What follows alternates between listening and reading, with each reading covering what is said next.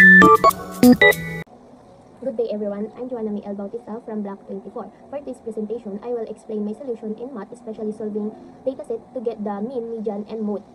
For this, sa dataset po is meron po tayong number dito. So yung number dito is 9 sila. And then ipagpa-plus po natin kung ilan ito. So yung kakalabasan po dito, pag ipa-plus natin ito lahat is 768. Tapos i-divide po natin siya sa 9. So yung kakalabasan po niya is eto na. Nilagay na natin sa mean, 85.33. And then po, yung next naman natin gagawin dito sa median is aayusin natin yung numbers mula sa maliit hanggang sa malaki, tapos kukunin po natin yung nasa gitna. So ganito po yun. 5, 77, 81, 88, 88, 88, 90, 90, tapos 91.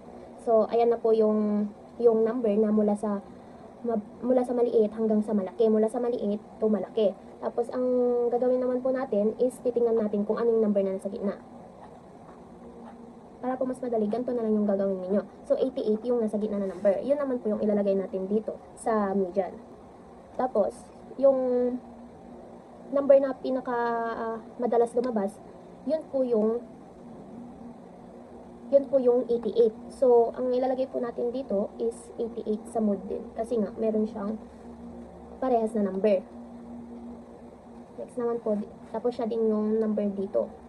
Next naman po, number 2. I-divide po natin siya sa 7. So, ang lalabas yan is 145.29. So, ito po yung ilalagay natin dito sa mean.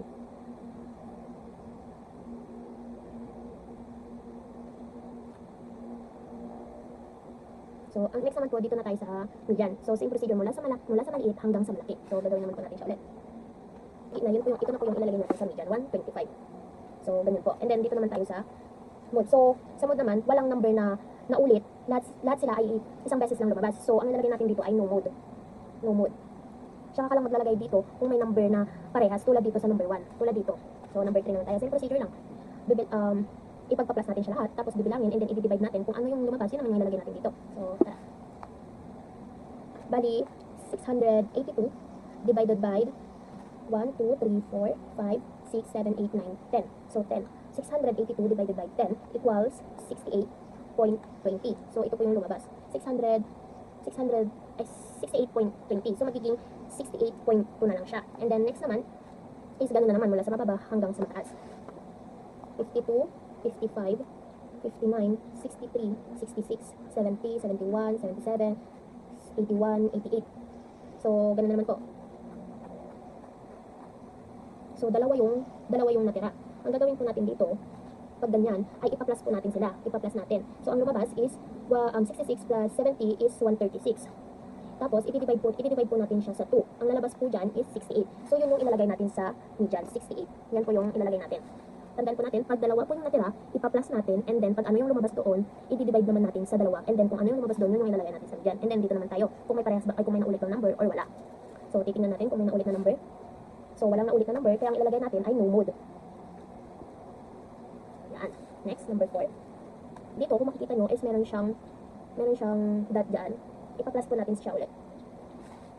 Kapalit lang tayo ng ano. Ipa-plus po natin. 1.25 to 2. Yung dito, sa may ipagpa-plus po muna pala natin. Pagpa-plus po muna natin kung ilan ito. Ilan sila lahat. So, magiging 22.17 divided by 7. Kasi 7 sila. 1, 2, 3, 4, 5, 6, 7. So, i-divide natin sa 7. Ang lalabas po is 3.17. So, ito po yung ilalagay natin dito sa mean. Medyo nandito na po. So, ito po yung ilalagay natin.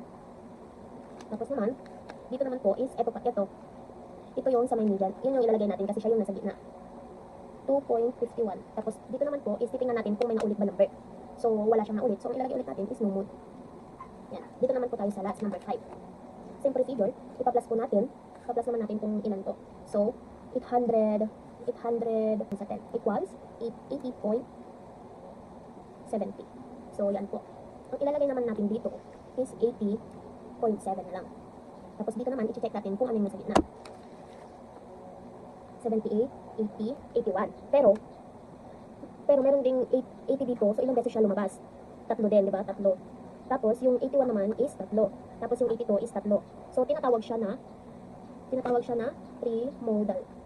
So ang ilalagay natin dito is, lalagay muna pala natin yung mean, 80.70. Tapos yung mean naman is tatlo yun, 80, 81, tapos 82. Lalagay natin sa baba, trimodal. So yan na po yung isa. Tapos na tayo sa dataset. So ang pangalawa naman natin gagawin ay frequency distribution table based from the given set of data. Ngayon naman is i-determine natin yung value of mean, median, and mode by the applying the group data formulations. Ganito naman po ang gagawin natin. Magsisimula tayo sa highest to lowest, or sa madaling salita, magsisimula tayo sa pinakamababa hanggang sa, pinakamataas to pinakamababa. Nagsimula tayo sa 322 dahil ang class width natin is 15. Ang pinakamataas na interval ay 309 tsaka 323.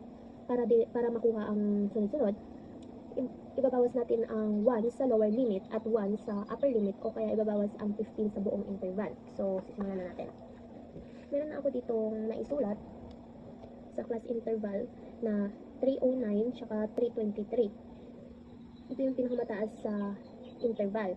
So, ang ginawa ko dito is 309 minus 15. Ang nakuha ko is 294. Tapos sa 323, minus ko ang 15. Ang nakuha ko 308. Tapos next naman natin gagawin, 249. Calculator dito. 294 minus 15 is 279. Tapos 308 minus 15, ang nakuha natin is 293. Tapos 279 minus 15, 264. 293 minus 15, 278. Next naman, 264 minus 15 is 249. 278 minus 15, 263. So, makikita nyo yung difference nila. 5 yung mga difference nila. 8 minus 3 equals 5. 8 minus 3 equals 5. So, dito naman tayo. 249 minus 15 equals 234. 263 minus 15 equals 248. 234 minus 15 equals 219. 248 minus 15 equals 233. 219 minus 15 is 204. Tapos, 233 minus 15, 218. 204 minus 15 is 189 minus 15 is 174. 203 minus 15 equals 88. So, ito na yung highest to lowest natin sa interval. Next naman natin gagawin is class boundaries. So, sa class boundaries naman, ang gagawin naman natin is bawasan ng 0.5 ang lower limit, tapos dadagdagan natin ng 0.5 ang upper limit. So, ganito lang siya. Yung 309 magiging 308.5. Tapos yung 323 magiging 323 pa rin, pero may 0.5. Ganyan lang siya. So, ganyan lang yung gagawin natin. So, yung upper, di ba sinabi nga natin, babawasan natin ng 0.5 ang lower limit, tapos yung upper limit is dadagdagan natin ng 0.5. So, kaya nagiging ganito siya. So, simulan na natin. Yung 293.5 and then 308.5. So, ganyan lang. Sinusunod hanggang sa baba. 279 magiging 278.5, 293.5. Yung 264 magiging 263.5, 278.5. Yung 249 magiging 248.5, 263.5. Yung 234 magiging 233.5, tapos 248.5, 33.5. Yung 204 magiging 203.5, tapos 218.5, tapos 189 magiging 188.5, plus 203.5. Yung 174 magiging 173.5, 188.5. So, ganyan po yung class boundaries. So, makikita nyo is dito nag-ano lang tayo. Tapos dito naman na tayo, sa tali naman na tayo dito. Dito na papasok ito. Dito na papasok. So, ang gagawin natin is bibilangin kung ilang beses lumabas ang bawat number sa interval. So, 322 meron sa dito. Tapos 308 isa dito. 294 isa dito.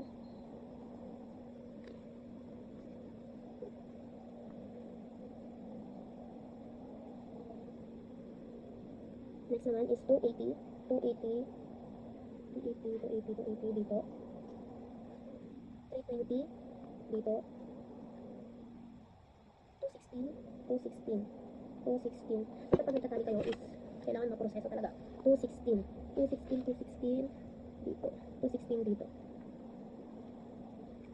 Tapos 194, 194, 194, 194 dito. Next, 238, 238 dito. 266, 266, 266 dito. 188, 188 dito. 188, 188, 200, 226 dito. 254 dito. 320 dito. Nagkamali ako. Dito. Next, 2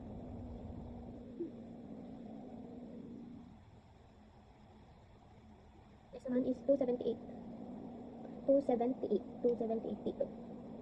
278. Next, 236. 236, 236, 236 dito. Next, 268. Next, 268. Next, 218. 222. 272.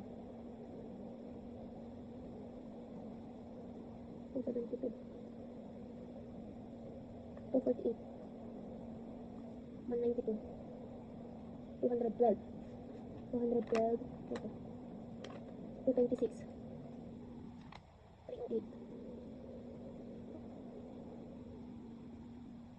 308. 270. 246. 184. 282. 282. 282. 282. 282. 200. 312. 312. 312. 312. 312.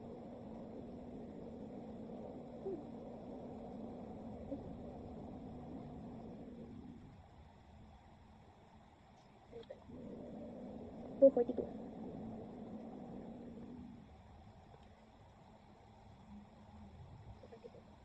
268.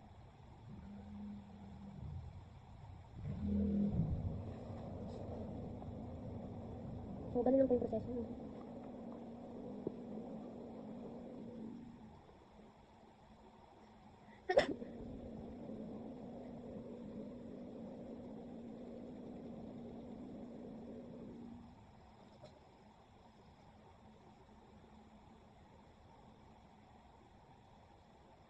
So, next naman natin is kung ilan sa tali susulat lang natin sa frequency. 5, 5, 5, 2, tapos 2. Sulat lang natin yung n niya. Yung total nito, 60. Tapos next naman natin is lower to upper. So, ang gagawin naman natin is sa midpoint naman natin is ipagpa-plus natin ito. Pagpa-plusin yung 309 plus 323 divided by 2. Pa-plus tapos i-divide sa ipa-plus ito tapos i-divide sa 2. Yun yung ilalagay dito sa midpoint. So 316 ipa-plus tapos i-divide sa 2 equals 301. Ipa-plus natin ito tapos i-divide sa 2 tapos dito natin ilalagay. 286, 271, 256, 256, 241, 196 plus 181. So, ito na. Dito naman tayo sa cumulative frequency. Ang gagawin naman natin dito is running total mula sa ibaba, paakyat, o mula sa pinakamababa papunta sa pinakamataas. So, ganun yung gagawin natin. So, yung gagawin naman dito is, sa cumulative naman is, ito, 60, 57, 53, 47, 39, plus lang din ito. Halimbawa, ito, 3, plus lang din yan. Tapos 18. So, dito naman tayo sa RF. Sulat lang natin yung RF niya.